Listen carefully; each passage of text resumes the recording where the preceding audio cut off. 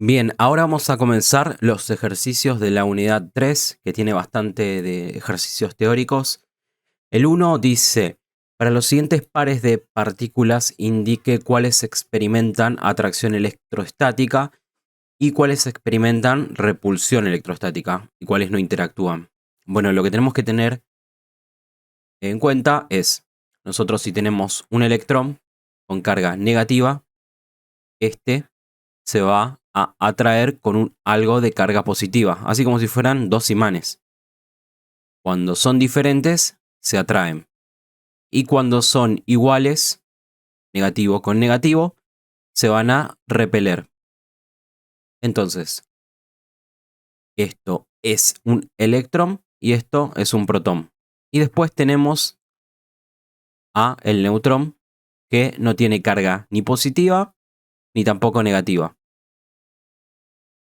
Así que vamos con el primero, dice protón, electrón. Son positivo con negativo, así que se atraen. Protón con neutrón, o sea, positivo con uno sin carga, no interactúan. Electrón, electrón, sí, se repelen, porque como son iguales, no se quieren. Protón con protón, es positivo con positivo, también como son iguales, se repelen. Y neutrón con neutrón, o sea, sin carga y sin carga, no pasa nada. Y neutrón con electrón, no pasa nada tampoco. O sea que el neutrón no interactúa con ninguno. Y después los otros, si son iguales, se repelen. Y si son distintos, se atraen. Bien, vamos ahora con la segunda pregunta. Dice, si entran electrones a tus pies al arrastrarlos sobre una alfombra, ¿cómo es la carga resultante en los pies? Los electrones, como sabemos, tienen carga negativa. O sea que si yo tengo mi pie y tengo la alfombra, si están entrando electrones negativos están entrando, ¿qué es lo que sucede? Van a entrar tantos que mi pierna va a quedar con carga negativa, finalmente. Y si la alfombra, que se le están yendo los negativos, ¿cómo va a quedar? Con cargas positivas. Entonces, por eso, ¿cómo es la carga resultante en el pie? Negativa. ¿Y cómo es la resultante en la alfombra? Positiva. La tercera pregunta dice, en un electrocardiograma se mide la despolarización y repolarización de las fibras cardíacas. Para ello se colocan electrodos metálicos en diferentes zonas del cuerpo. Dice, ¿por qué se limpia la piel con alcohol antes de colocar los electrodos? Bueno, esto es como cuando se limpia los bornes de una batería. Se usa para aumentar la conductividad o, dicho de otra forma, para disminuir su resistencia. Lo que se busca es que no haya resistencia para que la electricidad circule de manera más fácil. Entonces, ¿por qué los electrodos son de metal? Y porque el metal es un buen conductor eléctrico. Entonces, en el electrocardiograma lo que necesito ver es esos pequeños impulsos, registrarlos y por eso tengo que disminuir la resistencia y aumentar la conductividad. La cuarta pregunta dice, durante una tormenta existe el peligro de caída de rayos. Para proteger a una persona se puede optar por refugiarse. ¿Cuál es la elección más adecuada? Bueno, una de las opciones era en un árbol, otra era la intemperie y bueno, después estaba dentro de un auto. Y uno pensaría, pero el auto es de metal, ¿qué pasaría si cae un rayo? Lo va a traer. Pero en realidad el auto está aislado con las cubiertas son de goma y son aislantes. Entonces no está en contacto directo con la tierra para, digamos, hacer una descarga a la misma tierra. Así que en el caso de pensar que, bueno, le cae el rayo al auto y su superficie es de metal, pero la electricidad va a viajar por la parte externa de la superficie y bueno, por ahí descargaría en las ruedas, pero al estar tan aislado, lo que hace siempre la electricidad es buscar el camino más fácil. Y el camino más fácil sería en un árbol, en algún pararrayos que esté específicamente para eso. Y bueno, en este caso, como bien dice acá abajo, las ruedas son de goma, son aislantes y ofrecen mayor resistencia. Además, el habitáculo del auto es una caja de metal y si una persona está dentro de la caja de metal y cae un rayo sobre la caja, la persona no se verá afectada porque las cargas eléctricas circulan por la superficie externa de la caja. Vamos con el ejercicio número 5. Dice, Realizar los cálculos de la corriente que circula por el cuerpo humano. Vamos a ir anotando los datos. Dice, una persona toca con las manos los bornes, contacto positivo y negativo de la batería de un auto cuyo voltaje es 10,2 de continua. Entonces ponemos voltaje igual a 10,2.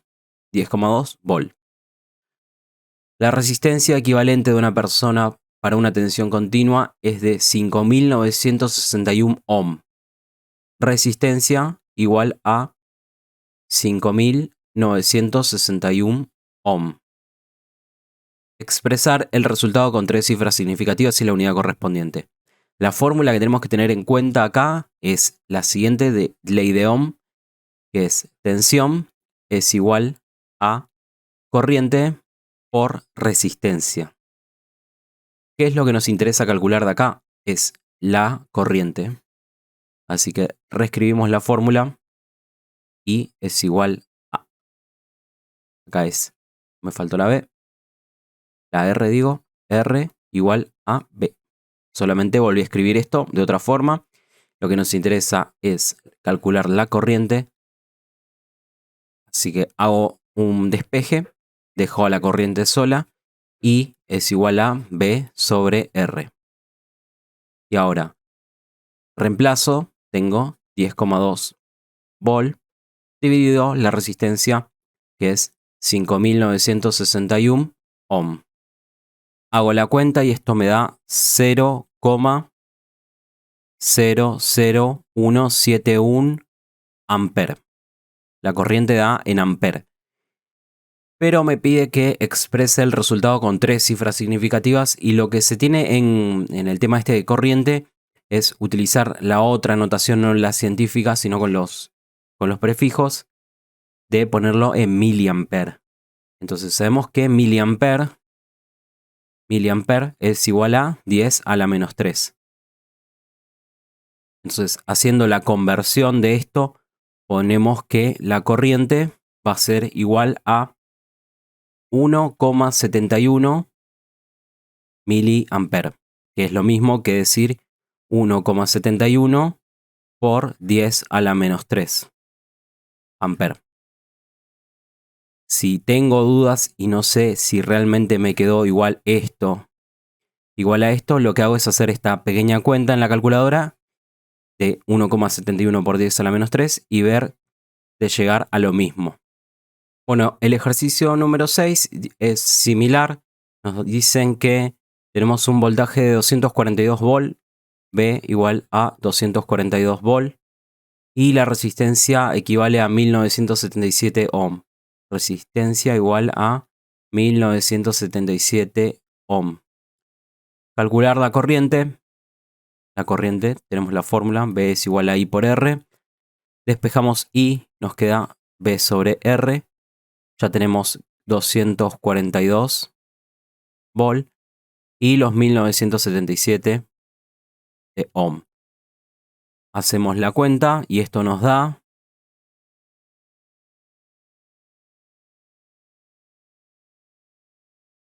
0,122 amper.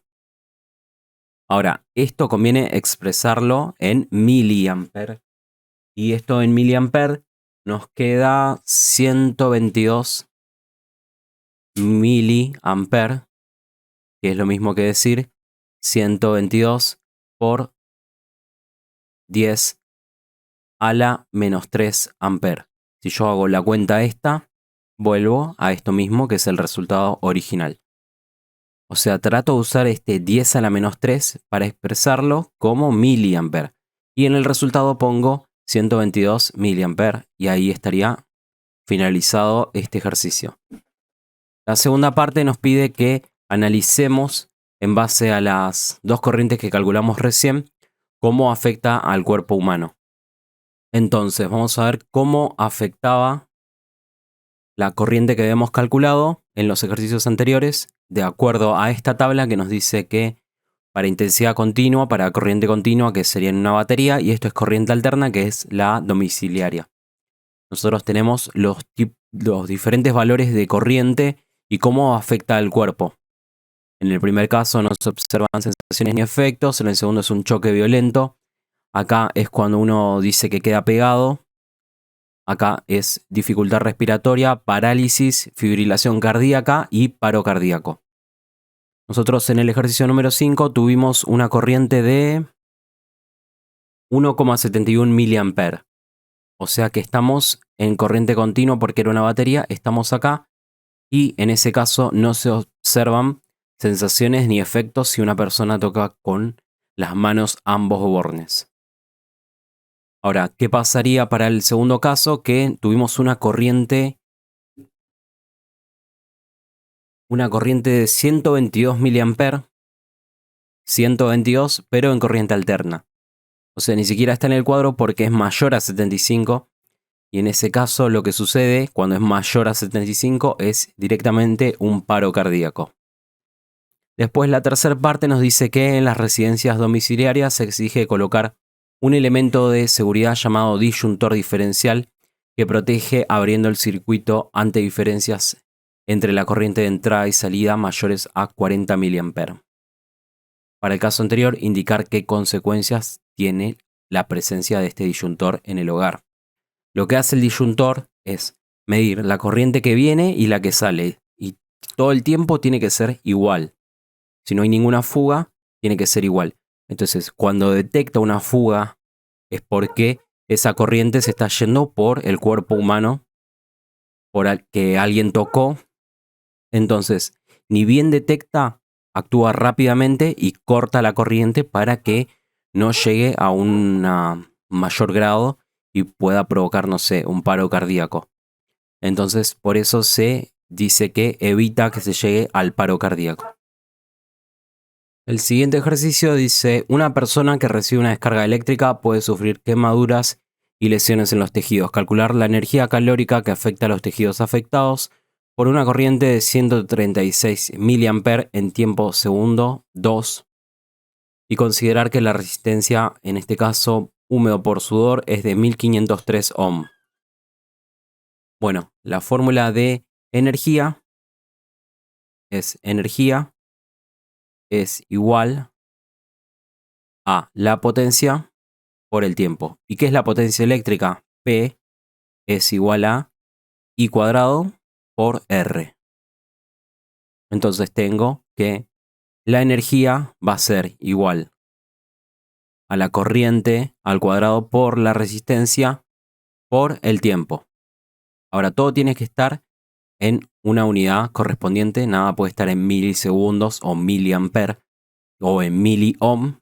El ohm está bien, el segundo está bien, pero el que tenemos problema es con la corriente. Así que el prefijo m de mili significa 10 a la menos 3.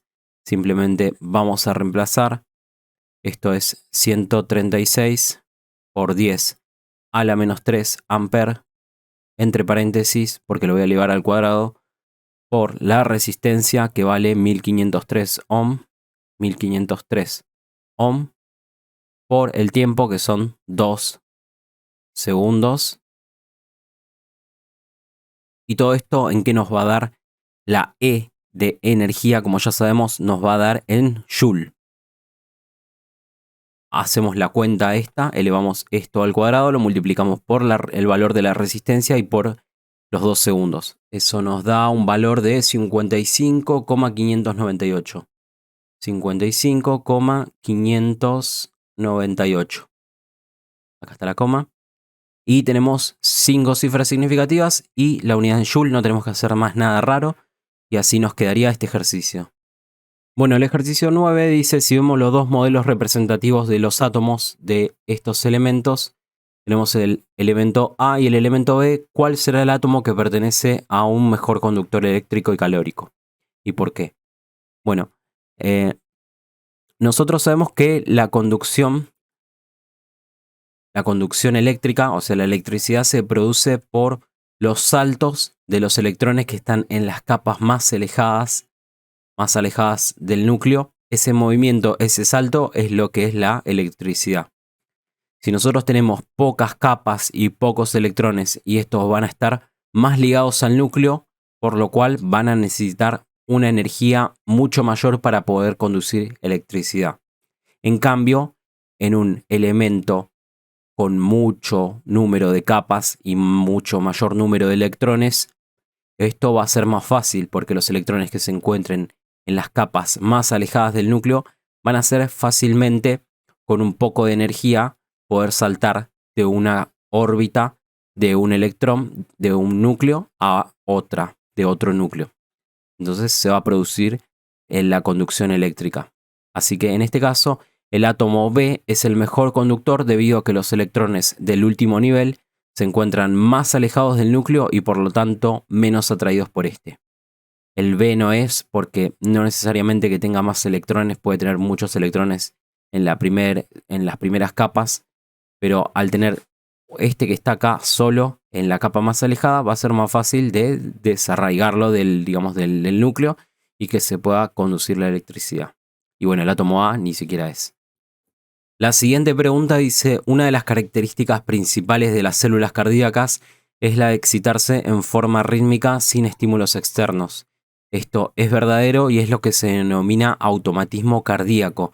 En caso de necesitar un estímulo externo, eso sería un marcapasos. La siguiente pregunta dice, en una herida abierta donde la piel está lesionada y hay sangre, la resistencia a la corriente es mayor. Seleccione una, verdadero o falso. Esto es falso. La sangre está formada por plasma que contiene electrolitos y eso aumenta la conductividad, entonces la resistencia disminuye. La siguiente pregunta dice, el cuerpo humano es conductor de la electricidad solo por la presencia de agua en sus compartimientos. Esto es falso porque el cuerpo humano es conductor de la electricidad por la presencia de electrolitos disueltos en los diferentes compartimentos que se encuentra. Está relacionado con lo que dijimos recién en la pregunta anterior. Continuamos con otra pregunta teórica. Dice, un impulso nervioso se inicia únicamente si se alcanza el potencial de umbral. Esto es verdadero porque los impulsos nerviosos se rigen por el principio de todo o nada. Solo cuando se alcanza el potencial umbral comienza a abrirse los canales iónicos que despolarizan la membrana axonal. Esto se deviene en la teoría. Continuamos con el siguiente. Dice, un hombre toca un cable de contención. Si está descalzo, recibe una descarga eléctrica, circulación de corriente por su cuerpo. Y se representa el circuito eléctrico que se genera de la siguiente forma. Ahí tenemos al hombre tocando el cable. Dice, ¿qué pasa si tiene unos zapatos de protección de goma? Lo que otorgan los zapatos de goma es una resistencia más elevada.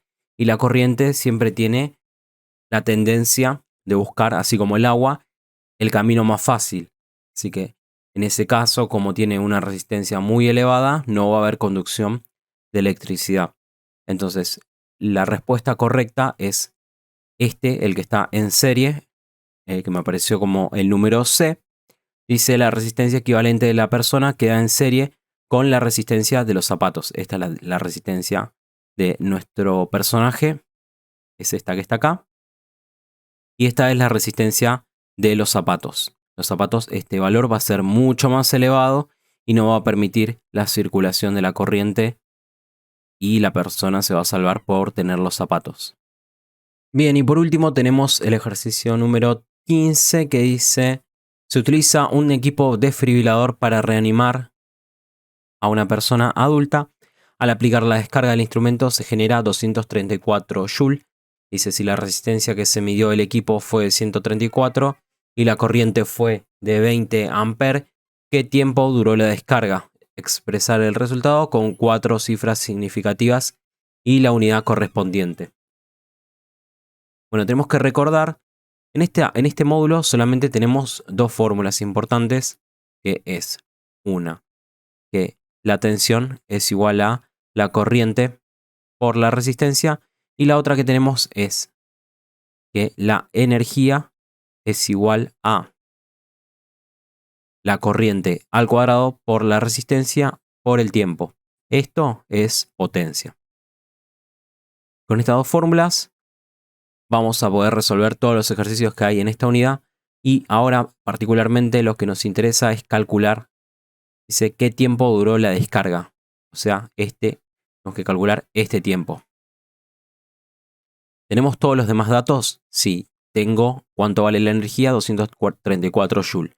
¿Cuánto vale la corriente? Está en 20 amperes, o sea que no tengo que hacer ninguna conversión porque no es miliamper, sino que es 20 amperes y la resistencia está en 134 ohm. Bien, lo único que tengo que hacer es despejar de acá el tiempo. Reescribo esto, T es igual a I cuadrado por R igual a E. Voy a despejar y voy a dejar solo a T. Esto que está como un paquete acá está multiplicando a T. Así que como está multiplicando acá, va a pasar al otro lado dividiendo. T es igual a E sobre I cuadrado R. Reemplazo, tengo 234 Joule dividido 20 amperes, todo esto al cuadrado por la resistencia que es 134 ohm. Esto es un 4. 134 ohm. Voy a corregir el ohm. El ohm es con el símbolo de omega. Y hago la cuenta y nos queda 0, un 0, un 0, un 4, un 3, 6, 5 segundos. Ahora esto me pide expresarlo con 4 cifras significativas y la unidad correspondiente. Así que vamos a utilizar, en vez de hacer notación científica, vamos a ponerlo en milisegundos. Y sabemos que milisegundos, ms, es igual a 10 a la menos 3 segundos. Y hago la conversión y digo que 4,365 milisegundos, o que esto es lo mismo que 4,365 por 10 a la menos 3 segundos. Esto es equivalente a esto mismo. Si tengo dudas, lo que hago es volver a realizar la cuenta esta, multiplico esta multiplicación y me tiene que quedar igual a esto con la misma cantidad de ceros acá a la izquierda. Y con eso verifico que me dé todo correctamente, reemplazo y el resultado es 4,365 milisegundos.